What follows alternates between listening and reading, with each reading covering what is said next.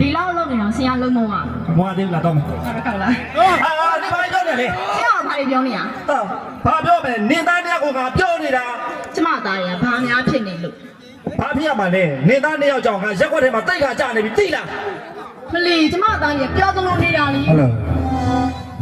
နေသားတွေကိုအခုရက်ွက်ထဲကဘာပြောနေအောင်သိလား ဘာပြောတော့ 6နေပြီတဲ့ ချက်တာမဟုတ်ဘူးကျမကချွေးသားမလို့ရှင်လို့ချက်ခံထားတာ နေအဲ့လိုရောင်းတက်နေလို့နော်ရှေ့ကနေကာတိလုံနေလို့ဒီကောင်နေပို့ဆိုးနေတာအခုပဲမလဲခေါ်လိုက် ကျမ ခေါ်လိုက် ခေါ်ရင်တူ ရှ တူ င်မမီ တားလို့ဘာလောင်းနေလဲ လာပြနေတယ်မမီရဲ့ ကြားရင်တော့ကျမသားလေးမှာ တွေ့လားအဲ့တန်ကိုငါမကြိုက်တာကြားခေါ်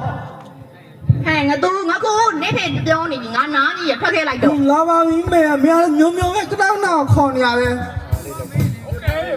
ဘာလေးလောက်က ခါလုံးခါလန်းရှုပ်သွားရင်ကောင်းလေးတွေကြည့်တယ်လောင်လေးတစ်ပတ်ကိုမေးပြလိုက်ရင်the bungee ပါလာမေ ဟေးစမာရဲ့တဲ့ရဲ့ကလေးလေးပါတာသူတွေတီးတယ်ဟေးချစ်တဲ့ပေးတယ်တဲ့စီ ဆရာကလည်းညောင်နေတာဆရာကလည်းညောင်နေတာ နေလိုက်ကြည့်ငါလည်းချောင်းကုန်တာပေါ့ ဟောဖေရလည်းဘာဖြစ်လို့လဲသမီးတို့ရနေတယ်ဟာလည်းဟာတော့လာလေတော့ဟုတ်တယ်မ မင်းတို့နောက်ထဲမှာဘာလုပ်နေရလဲ လှပြနေရလေအပြားပြန်လဲဖေရညနေကြရင်အုပ်ဖို့တော့ရမဟာစီမလေးဝေရစရာဖွဲ့ကပါလေအဲ့ဒါတွားကြည့်လို့အလားပြနေတာဖေရ ဟုတ်တယ်ကျမပြောထားတော့ အဲ့တန်လေးကိုငါမကြိုက်တာသိလား